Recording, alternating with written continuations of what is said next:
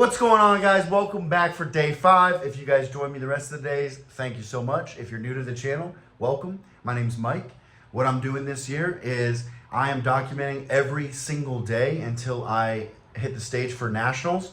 So we are 195 days out. Today is day 5. I'm filming a vlog literally every single day leading up to the show. And then honestly, I'm gonna continue it after to show you guys how I live a fulfilling lifestyle and maintain 8% body fat without needing the stage anymore. So complete lifestyle change, transfer the lessons to you guys. Now that the new people are caught up, welcome to the channel. I am just about to, I'm dog sitting my buddy's dog here and he's tearing up the Buc-ee's beaver. But I'm just about to head to the gym. It's about 12:17. Fridays are the only day that, well, Saturdays are a little bit different for me too. But Friday is the day that I go and train arms. Usually I hit it with the boys at 2 p.m. But like I said, one of my training partners is out of town. I'm watching his dog. And the other one has something else he's got to do today. So it's gonna be me and you guys. We're just hitting arms. I would say nothing too crazy, but my arms are not that good. So it should be crazy. It's pretty toasty out and there's no AC in the gym. So it'll be a spicy one. And again, normally I have those guys to help me kind of like film here and there. So we'll just kind of have to see what I can get. I am going to bring the tripod. I'm actually going to put it on the counter over here literally right now because I can't do you guys dirty again, ever. And if you're not familiar with how this kind of goes, I'm playing with the flow of the daily vlogs, but right now it's kind of like, we have a little talk. I go to the gym. I show you guys stuff if I can. You have to keep in mind there's a speaker at the gym, so sometimes someone else is playing music on there. I can't really control that. But if no one's on the speaker, then obviously I'll be able to talk to you guys more and fill you in more, which is when I'll do that. Because I do like to do that. Training is obviously important. And then usually I come back, I might have a post-workout, show you guys some of that stuff. And I think 2 episodes ago, I did meal prepping. The episode from yesterday, man, it's getting hard to keep up with what I've talked about. But then I usually drop a little bit of, I call it like a sauce drop or a knowledge drop or a raw talk. That's where normally after the gym, I'll be thinking about something fitness related and I'll just sit down usually at night. It's usually the last thing I do before I go to bed is I give you guys everything that's on my mind that I think will be helpful throughout that day or the next day. And then we wrap it up. And that's pretty much how the videos go. So if you're just joining us, thank you. If you're returning, thank you. Everybody's welcome. I'm really excited for the journey. We're gonna get things rolling and I'll see you at the gym. Starting off with alternating dumbbell curls. So you do 15, one arm, 15, other arm, 15, back to the left arm, 15, back to the right arm. And then that's one set. I do 3 of those just to warm up the bicep. And I actually stole this technique from Hani Rambod. So yeah, they suck. Hey, what's going on, guys? We're back for another voiceover. I have some, as you see, I have some talking in this video, which is cool, but I'm gonna do a voiceover for some of this. So I already explained to you guys what we're doing here. This really is more of a warm-up. And the reason being, obviously, is because it's literally 30 reps per arm. And it's very, very, very hard to go up in weight each week. So, really, I just, like I said, I'm kind of sick of this movement. I've been doing this one for probably 6 months or so. And I just don't like it because it's tough. It's really, really tough. But if you want to come in the gym and pump your arms up before you hit anything else, I don't think there's a better way to do it. This is this is one of the hardest warm-ups ever. And like I said in the video, I saw Hani or Haney. I always butcher his name, but you guys know him. He's the best. He's like the best coach in the world, right? All the Olympians. He coached Chris, all the good guys. Hadi Chupin, right? But like his workouts, like the FST7 style workouts were brutal. So this was something that I threw in that he used to use on Derek Lunsford back in the day. I think when they first started kind of working together. if I remember right. And so just something cool I saw and I just wanted to throw in there. And right after this clip here, guys, you'll see I'm going to talk about my favorite standing press. So let's get back to the video. The second movement is the standing press. Those of you guys that know me have seen this on Instagram. It's one of my favorite standing presses ever.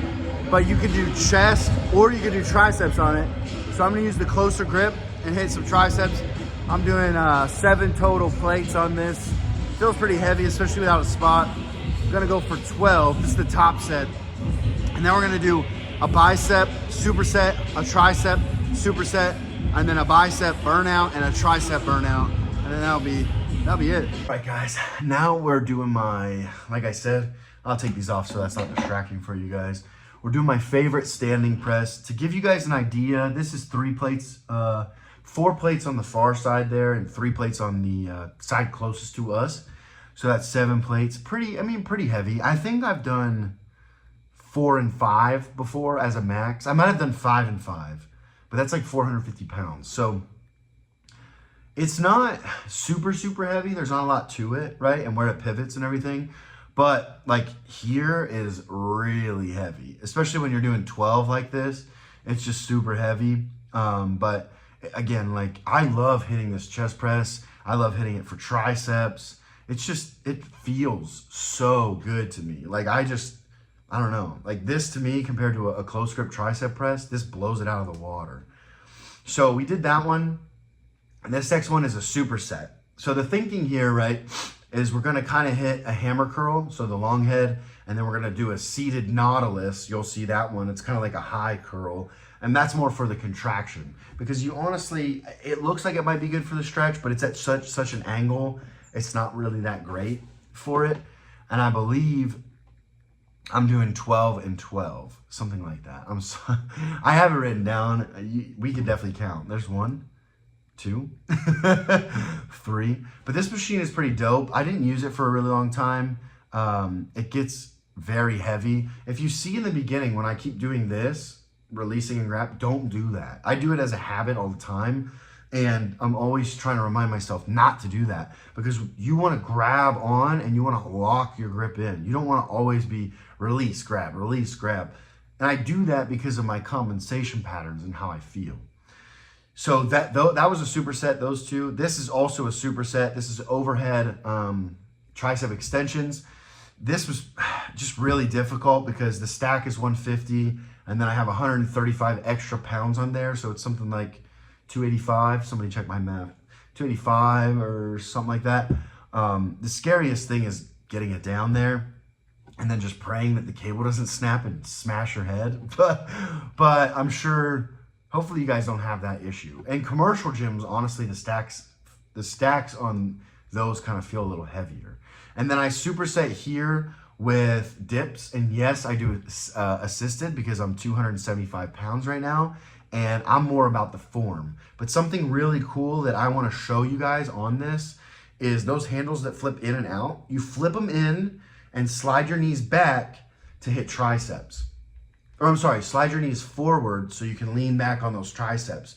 Now, I should have gone a little bit further down, but if you take them and you flip them out and then you slide your knees back and you lean forward real heavy, then you can hit chest and you come down through it like that. So that's something to keep in mind. This is the bicep finisher. I actually did 75 reps just like this. So that's why they're gonna be pretty fast, right? 75. My first set was 50. I gave that to the Instagram stories. And the second set was this 25 here. And so if you guys are like, wow, that's sloppy. Yeah, it's reps 50 to 75. And the point of this is just massive blood flow before you get out of the gym. And then we finish it off with a tricep exercise, which honestly I should have showed you because it's so unique, I can't even explain it. But essentially it was another overhead extension variation using body weight. I'll have to get it for you guys next time because obviously there'll be a next time. But it's really, really cool. It hurts like hell and you can't speed it up. Like you'll see next time. I'm sorry that I don't know why I didn't get that one, but next time I will definitely get that one because it's very unique. You probably have never seen it and it definitely works. And then after we finished it up, that was it. And let's get back to the vlog. All right, guys, we just got back from the gym. No, we didn't. I got back from the gym hours ago. It's been a pretty busy day. I'm going to pop up some pictures here, hopefully right here. Try to put them right here, Mike, of what I was doing. And that was, I had this guy, Ryan, come down from Revive Performance. He came down and actually like to my apartment, and he did some body work on me, which was awesome. So you see there the cupping and everything. So we'll kind of see how this works. I'll keep you guys updated, but I've talked about it in my stories a lot, but of course I want to talk about it on here as well. It is so, like, guys, I can never overemphasize recovery. And the reason is because, you know, Ryan and I were talking, and it was like, so if you back up, and the reason I tore my quad wasn't because the muscle couldn't handle it, right? I tore my quad at like 720 or something like that, 720 pounds, doing a squat and a powerlifting meet for those of you that don't know. And essentially, the reasoning was because I had gained 30 pounds that year and I wasn't stretching, I wasn't recovering, I wasn't doing anything preventative. And so basically I was so bound up, I was so tight that it tore.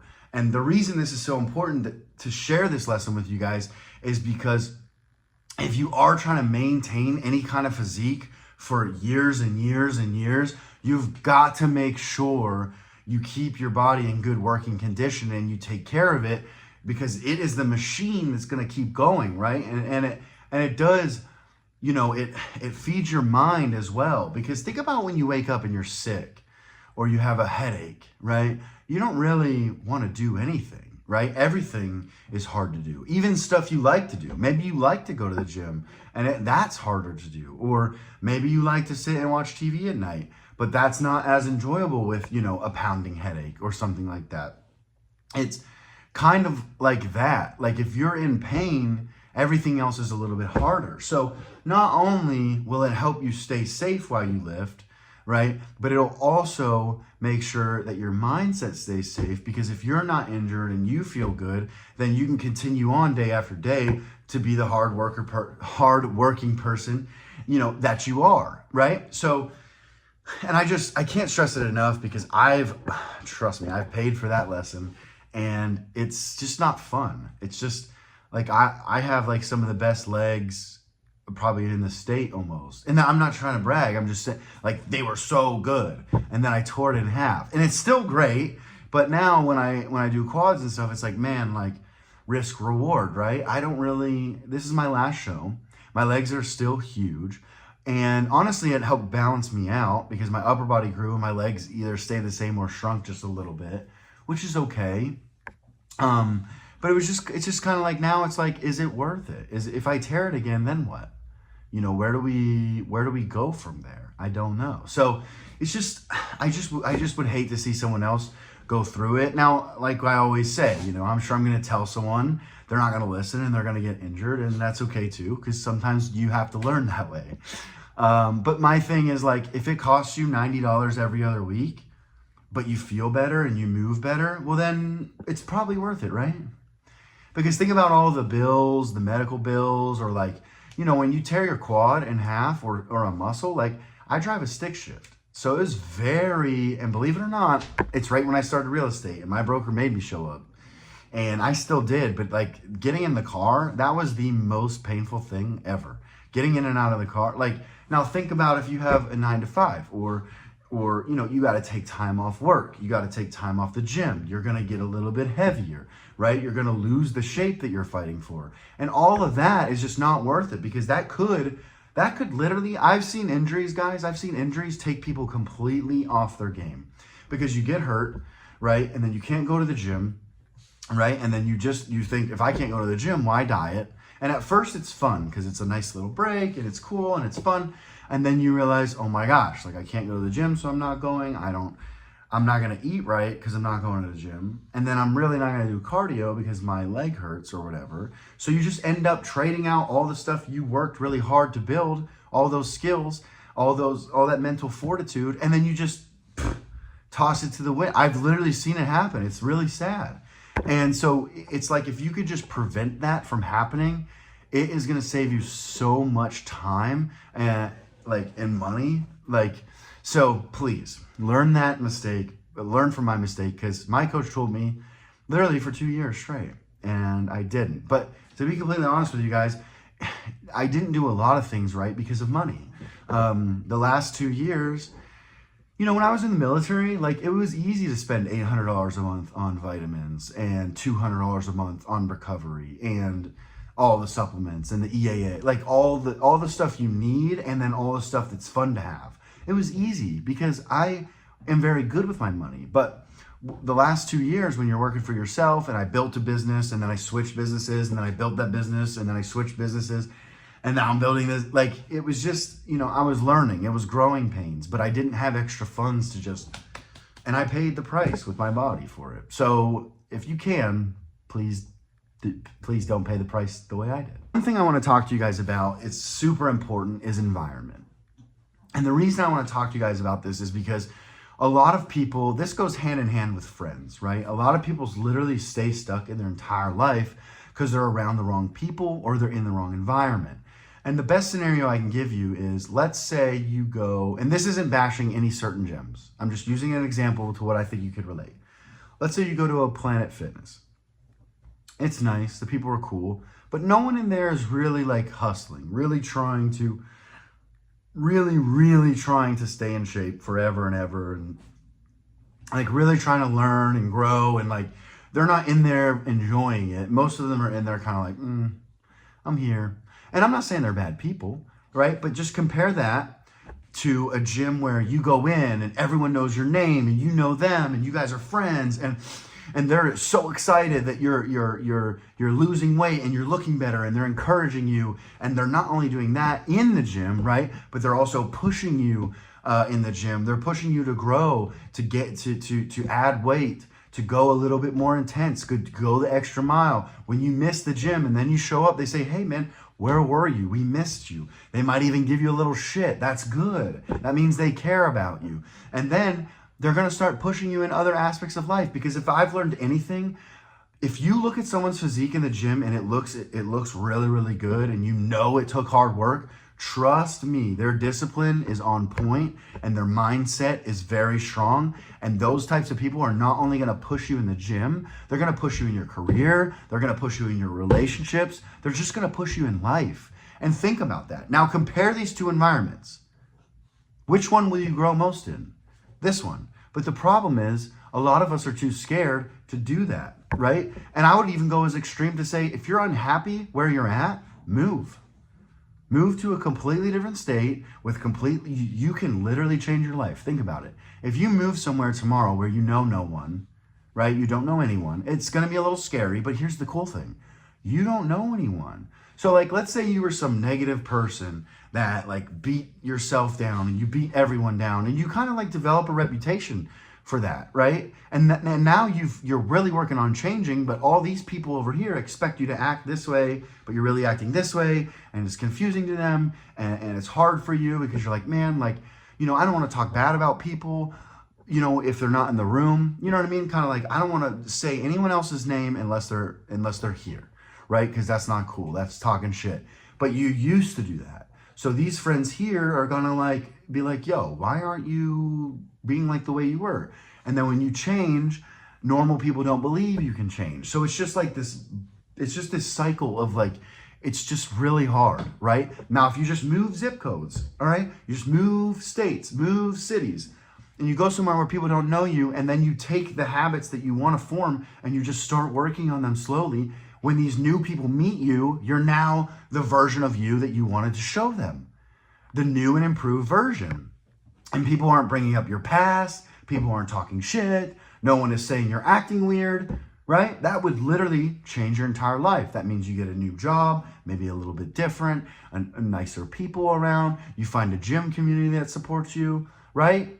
Like, it's really important. If you're really serious about making a change and you're really having a difficult time because of who you're around, if you can move or change your environment, you need to. And I've done it, right? When I lived in Oklahoma and I was stationed at Tinker, all my friends were leaving, and I just broke up with this girl that I really, really cared for. And it was just like, you know what? I'm just gonna move to California, switch it up. And then that's where I met the next girl, right? And we didn't work out either. But but the point is, then I moved to Arkansas, and each time I moved, it was like I could level up as a person and meet new people, and it was just a lot of fun. And it gives you a lot of life experience. Now, I'm not saying go move every 2 years, right? But I'm saying if you're really, really desperate for a life change and like it's painful and you don't know what to do, if you change your environment, you can literally change everything about you overnight. I just thought I would share that with you guys tonight because it is super, super important. And yeah, I'm recording this on a Friday night, and this to me is fun. And that's pretty much it, guys. That concludes day number 5, and I'll see you guys tomorrow for day 6. We're closing in on a week.